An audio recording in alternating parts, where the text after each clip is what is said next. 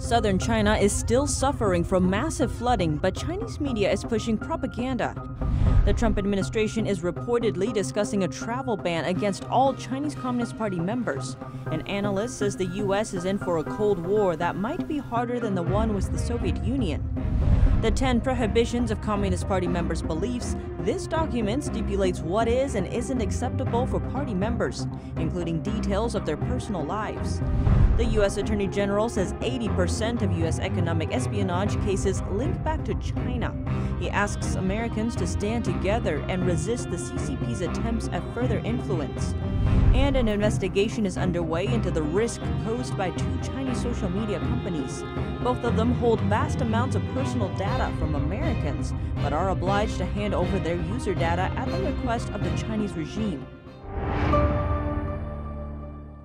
Welcome to China in Focus. I'm Tiffany Meyer. While flooding continues to wreak havoc on southern China, Chinese media outlets are pushing propaganda. Their reports only focus on the positive developments, like quick emergency response times and beautiful scenery, without covering the devastation. NTD's Juliet Song reports. China is grappling with its worst flooding in decades. So far, almost 90% of China's provinces have been affected, while over 2 million people have been forced to abandon their homes. But Chinese media outlets seem to be beautifying the disaster and toning down the devastation. In Jiangxi province, one of the worst hit by the floods, a resident previously told us that the situation there is really dire. We're in a very miserable situation. The embankments have burst and water is overflowing. Others are trapped in their homes without basic supplies. Now I don't have any food to eat. I don't even have any rice at home. What should I do? Both residents live near China's biggest freshwater lake, Poyang, and have suffered from its flooding. The day the lake's water level exceeded its flood warning level, state-run media Xinhua News Agency posted a video online.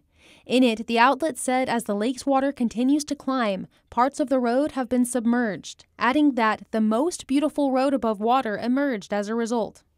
In early July, when Wuhan was hit by heavy rain and flooding, state media posted an article praising the city's scenery after the rain. One Chinese internet user wrote an article to express his shock at the media's attempts to put a positive spin on the disaster reports. He wrote, "Our mainstream media is trying to create a beautiful world for us. In this world, the flood didn't damage any roads, crush any bridges or homes, or wash away any cars." A Hubei resident says he thinks it's one of Chinese media's characteristics. We've distorted his voice to protect his identity.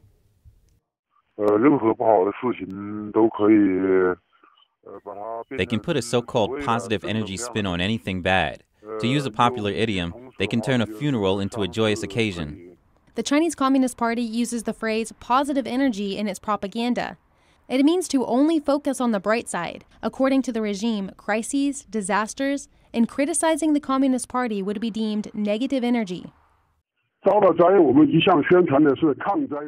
If disaster hits, the propaganda will always focus on the victory and success of emergency management. They won't talk about the suffering. Mr. Liu said some Chinese people are very annoyed by the propaganda. But there isn't a way out. Right now, China doesn't have freedom of speech.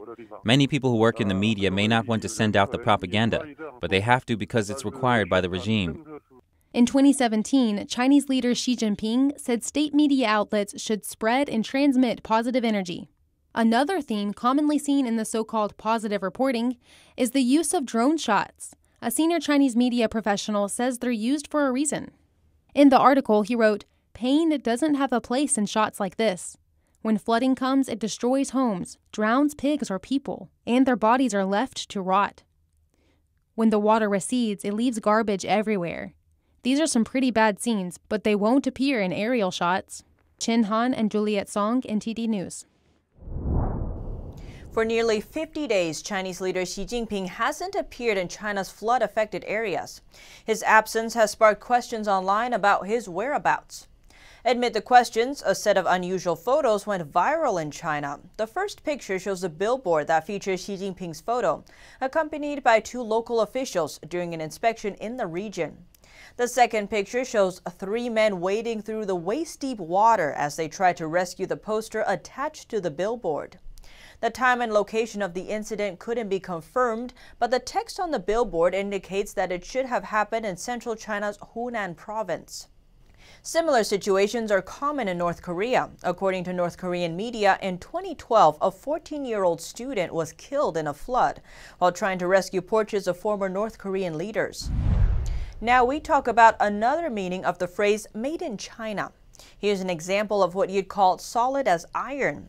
A more than 700-year-old Buddhist temple in Hubei province has survived the test of time, and it's still holding strong despite the current historic levels of flooding. Now we turn to China's economy. China's National Bureau of Statistics has released the country's GDP data for the second quarter. The report shows a year-on-year increase of 3.2%, but except for the GDP, most other important economic indicators fell. Electricity generation, the most important indicator of industrial production, fell by 1.4% in the first half of the year. Investment in fixed assets also fell 3.1% in that time. Retail sales saw a decline of 11.4% in that period, and in June alone, retail sales fell 1.8%. The odd situation has prompted questions about why the GDP is rising despite the bad performance of other economic indicators. Zhong Dajun, the director of Dajun think tank and economic consulting company, told Radio Free Asia that disaster relief also increases the GDP. That's because large amounts of materials are transported and produced by various departments, which increase the GDP. The Chinese Communist Party has been working to strengthen its ideological control of its members. According to Bitter Winter magazine, party members in a northeast Chinese city received a document named the 10 Prohibitions of Communist Party members' beliefs back in May. The document stipulates what is and isn't acceptable for party members, including details of their personal lives. For example, it prohibits party members from being religious. Members are strictly forbidden from wearing or displaying anything related to religion at home or at work. They're also not allowed to visit places of worship outside of work-related reasons. Likewise, they're not allowed to during business trips, tourism opportunities, or vacations for the purpose of participating in religious worship or asking for blessings in temples or churches. Even improving your moral character is forbidden if it's in the name of Buddhism or a god. One city in Tibet doesn't even allow party members to promise to quit gambling, smoking, drinking, or killing in the name of a Buddha or God.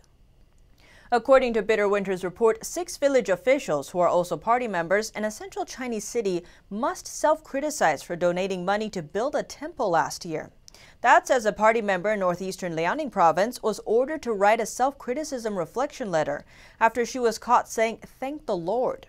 Authorities also sent people to her home to destroy religious texts and paintings there. All religious believers in her neighborhood were also investigated.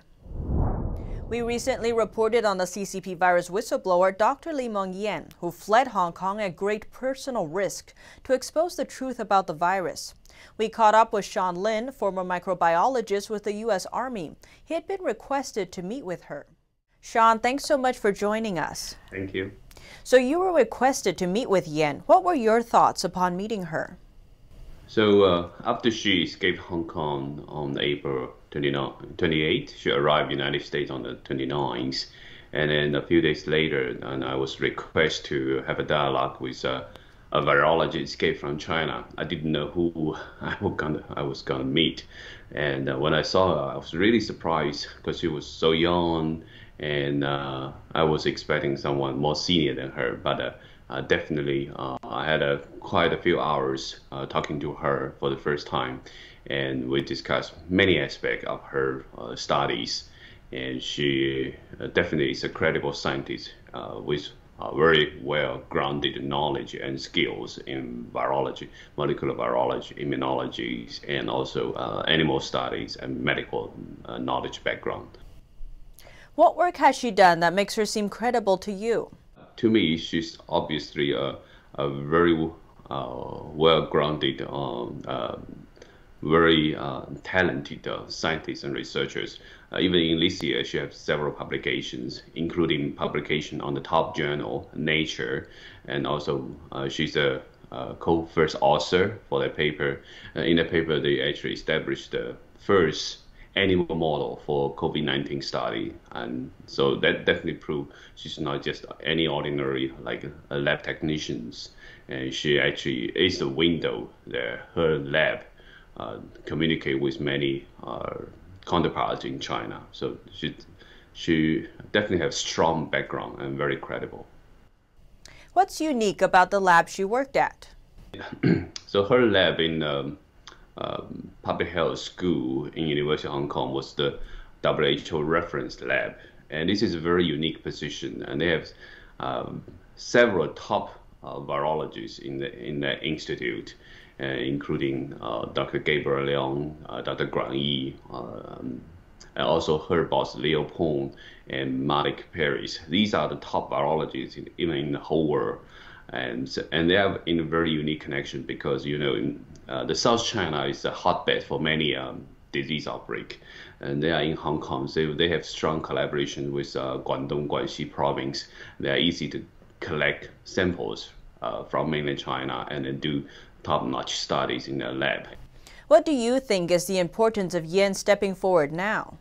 She definitely has a strong evidence that the Chinese government is covering up the outbreak in Wuhan, and also you can see how the Chinese government treat the whistleblowers. And so she mentioned about the doctors in Wuhan, not just in Wuhan, many doctors quickly silenced when the government changed their tunes.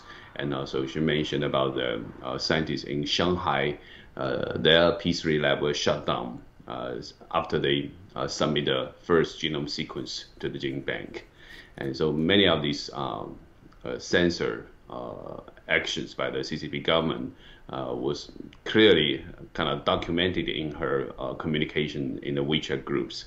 And so that's why her stepping forward to tell the world the truth is very, very important. And what's the most important takeaway from what Yan revealed? What she presented to the world right now, I think is most powerful is malfeasance for the WHO reference lab to not alert the world in a timely way, and also the CCP's cover up about the outbreak and force medical doctors and scientific researchers to be silenced when they know there's a severe outbreak in Wuhan. The World Health Organization is sending a team to Wuhan, the Chinese city where the CCP virus first emerged, to investigate the origins of the pandemic. But it has not said it will be visiting the Wuhan Institute of Virology, which conducts research and studies into viruses and infectious diseases. The WHO declined to provide details of the places and people its investigators will visit, although it is understood Chinese authorities will monitor all movements. U.S. Secretary of State Mike Pompeo said he expects the investigation to be completely whitewashed. Secretary of State Mike Pompeo spoke in depth to the Economic Club of New York via a webinar. He said he is watching a change among American businesses that are shifting their capital away from Hong Kong since it's lost its autonomy from Beijing. Secretary of State Mike Pompeo, speaking in an Economic Club of New York webinar, had a simple request of Beijing to respect the rule of law. Strained relations between the two competing nations are becoming increasingly difficult. The turning point was the virus outbreak. In China, when the virus broke out in Wuhan, where they attempted at all costs to cause the WHO not to act in the way that was consistent with its requirement. A U.S. investigation determined that the Chinese Communist Party covered up the initial outbreak of the virus at a time when its spread to the rest of the world could have been prevented.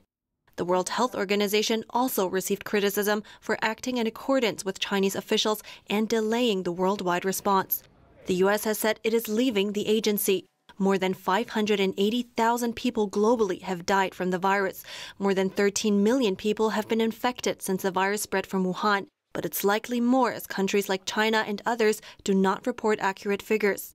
And then there is Hong Kong. Pompeo indicated an emerging understanding among the business community about what it might mean to hold capital in a region controlled by the communist regime. We're watching American businesses understand the political risk of operating in places like Hong Kong.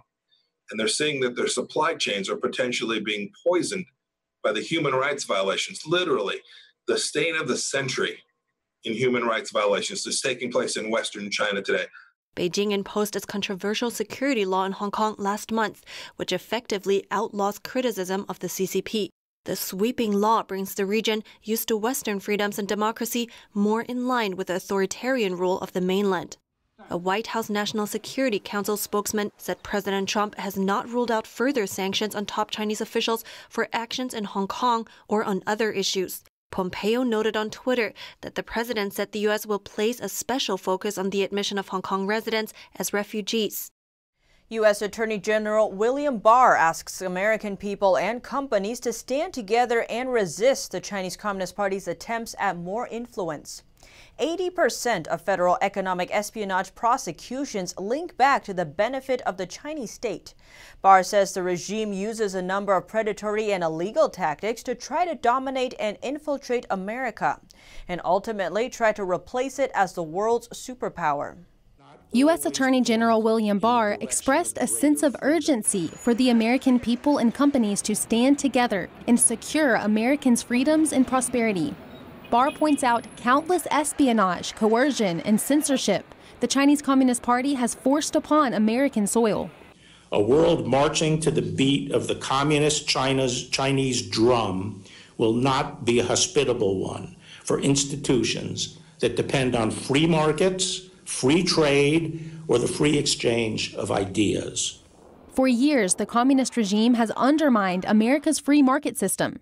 One example, America's dependence on China for medical goods, which led to endangering lives during the virus pandemic. The PRC hoarded the masks for itself, blocking producers, including American companies, from exporting them to other countries that needed it. But it doesn't stop there. The CCP's influence on America's free market system stretches back even further.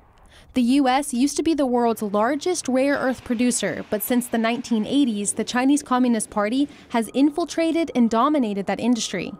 It comes at what Barr calls a dangerous risk of dependence, since America relies on China for about 80% of all imports.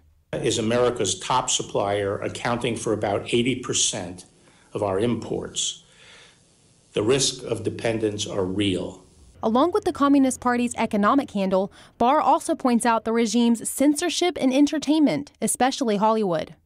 One of many examples is found in an American film, World War Z. The zombie movie's original plot included a virus that started in China, but the director had to cut that part out in hopes of stretching into China's market. And Barr says the Communist Party is censoring ordinary American citizens in everyday life, too. Hollywood is far from alone in kowtowing to the PRC. America's big tech companies have also allowed themselves to become pawns of Chinese influence. He encourages American people and companies to reevaluate their relationship with China, because he says no one should underestimate the ingenuity of China. Barr says the fundamental character of the regime has never changed and isn't any closer to democracy now than it was during the Tiananmen Square massacre. Melina Weisskopf, NTD News. Barr also listed a number of more examples, like the CCP hacking virus vaccine research labs and the regime's funded Confucius Institutes, which have popped up around America, with an intention of teaching American students the Communist Party's prescribed history of the Chinese Communist Party. The Trump administration is reportedly considering to ban entrance to the U.S. for all Chinese Communist Party members. An analyst says the U.S. is in for a Cold War fight that might be harder than with the Soviet Union. The Trump administration is reportedly considering to bar Chinese Communist Party members and their families from entering the country. Those who are already in the U.S. could have their visa revoked and be expelled from America if the ban is implemented. The White House has not yet commented on the issue. A China Affair commentator said that by specifically targeting the party, the U.S. could be delegitimizing the communist regime, which is a key component of a Cold War. The ideological decoupling is an important sign that the new Cold War is already taking shape. The administration last month emphasized the difference between the regime and the Chinese people. Let me make it clear. We have deep respect and admiration for the Chinese people. The United States has a long history of friendship with the Chinese nation. But the Chinese Communist Party does not equal China or her people. The potential ban on travel to the U.S. also reportedly includes members of the Chinese military and executives from state-owned companies. Tang said that would mean U.S.-China communications in the military field will be suspended, and the impact on China's economy would also be huge. If all the high-level management members of the state-owned companies cannot enter the U.S., that basically means these companies can no longer do business here. Chinese state media Global Times said the measure would probably be followed by reciprocal measures from China. But Tang said it will be hard for any countermeasures to be equally effective. Maybe they will ban Americans from entering China or ban U.S. business people from trading in China. But this kind of result might be exactly what the Trump administration wants right now. The administration wants U.S. companies to quickly leave China and come back to the U.S. This is a direction the administration has always been working for. If the CCP really takes such measures, it will be shooting itself in the foot. There are over 90 million Communist Party members in China. Tang said even though many did not join the party wholeheartedly, believing in its ideology, they are still supporting its misdeeds by financial means. Many joined the party for personal interests. We know that under communist rule, if you are a party member, you will have many privileges, like getting promoted. Objectively speaking, although he may not have been involved in aiding and abetting the tyranny of the Chinese Communist Party, violating human rights, or committing crimes, his membership is a form of support for it. And by submitting membership dues, you are supporting it financially. Tang said the best way for the Chinese people to avoid sanctions from the U.S. might be to withdraw from the party. Some may be already considering it. Since media reported the potential travel ban for CCP members, Google Trends shows that the search volume of the Chinese word for withdraw from the party has seen a sharp rise. Tang said the U.S. confrontation with the CCP now might be harder and more risky compared to its Cold War with the Soviet Union. At that time, it was a situation where there was a line between the two sides and a clear line of demarcation. So if you wanted to penetrate deeply within the sphere of influence of the other side, it was actually impossible to do so. During the 40 years since establishing a diplomatic relationship with Communist China, the U.S. had always seen China as a strategic partner and treated it as a friend. That is to say, in the 40 years, the U.S. was not on guard against the CCP and did not take any precautions. And this is exactly what the CCP has taken advantage of. They have used the openness and freedom of the U.S. to massively infiltrate it. And such infiltration is in all fields. He said examples include the CCP's state media openly broadcasting communist propaganda in the U.S., the use of Confucius institutes to implement China's censorship onto U.S. campuses, as well as economically by controlling key supply chains of the U.S. like the pharmaceutical industry. More recently, NBA's online store reportedly not allowing fans to print Free Hong Kong on its personalized jersey. The Chinese Communist Party has already reached such a level that it can restrict one of the most basic rights of the American people, one of the most basic rights granted to the American people by the Constitution, which is the right to freedom of speech. No matter how powerful the Soviet Union once was, it didn't manage to reach such a level. He said the U.S. probably needs to do more than what it did with the Soviet Union in order to succeed in this new Cold War. Penny Zhou, NTD News. Analysts had a bit of a surprise this week. Taiwan chipmaker TSMC posted earnings that far surpassed estimates. The company used to be Huawei's #1 chip producer. Analysts expected the U.S. ban on Huawei to hurt profits, but it looks like TSMC was able to find clients elsewhere. TSMC confirmed on Thursday a move to stop new orders from Huawei. The company said the decision complies with U.S. export regulations. Apple's main chipmaker raised its outlook for 2020 spending and revenue. It's counting on strong global demand on 5G phones and high-end computing. The Taiwan Semiconductor Manufacturing Co., or TSMC, is the world's largest contract chipmaker. It's now projecting more than a 20% growth in sales for the year. That's up from an earlier forecast for a rise in the mid to high teens. This week, TSMC reported net income of $4.1 billion for the June quarter. That's up from the $3.8 billion analysts expected. The chipmaker is seen as an industry leader because of its role in crafting silicon for high-powered computers and mobile devices. It signals the future for the rest of the industry. TSMC was the primary chipmaker for Huawei, but hasn't taken any new orders from the Chinese company since mid-May. Analysts expected the U.S. ban on the use of American chipmaking gear for Huawei would be a big blow for profits, but it hasn't been. TSMC's CEO told investors the supply chain will adjust. In order to drive production, TSMC will be increasing investment in factory expansion, and the company will add another $1 billion for spending on new equipment in its 2020 plan. This will take the budget up to $17 billion. After learning the value of free speech and democracy, a former Chinese web censor has left the past behind and defected to America. In our exclusive three-part interview, he exposes the inside story of the Chinese Communist Party, or CCP's, complex system of internet censorship and how the regime has been infiltrating the free world. In part 3, we'll move on to the CCP's persecution of the spiritual practice Falun Gong. Liu Lipeng worked for Weibo, a Twitter-like Chinese social media app, as a web censor for years. His experience gives a unique understanding why the Chinese people have such a deep-rooted fear of the regime's speech control. Web censors know firsthand how Chinese police use censorship records to arrest and harass people simply for making comments the CCP doesn't approve of. Liu told us that his fellow co-workers don't talk to each other much, not even during lunch breaks. CCP censorship reminds you how terrifying talking can be. It makes you worry about the consequence of your words and makes you feel the fear that CCP constantly trains you to experience. In China, a person must go through strict ID verification in order to upload content online or to video sharing platforms. The applicant is required to take photos of him or herself while holding up both sides of his or her state-issued ID. Liu likened it to mugshots taken of criminals. He says the purpose is to make it easy for local police to find you if you criticize the regime online.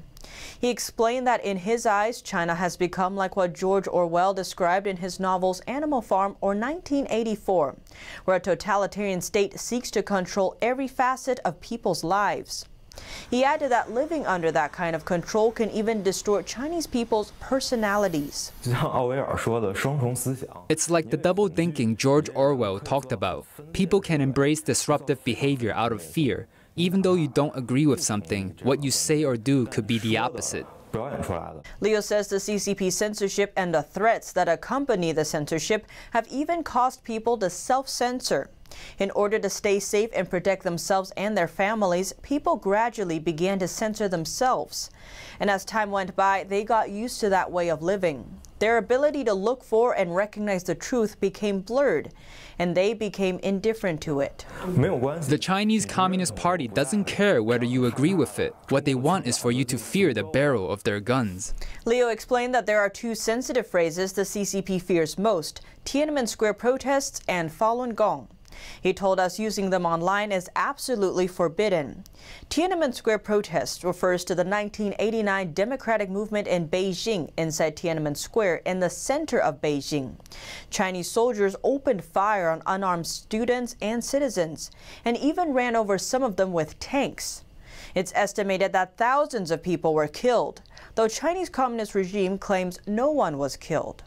The other sensitive phrase refers to Falun Gong, a traditional Chinese spiritual discipline practiced by tens of millions of people around the world.